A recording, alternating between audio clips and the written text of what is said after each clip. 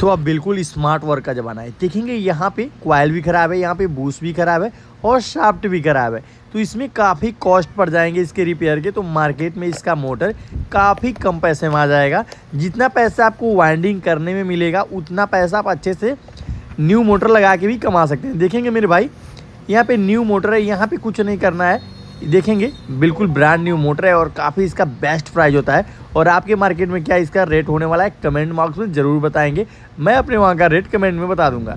ठीक है, यहाँ से एक रिंग होता है जो कि फ़ैन में लगाने के लिए इस रिंग को लगाना होता है, जिससे वो टाइट होता है और फिर ये चलने के लिए रेडी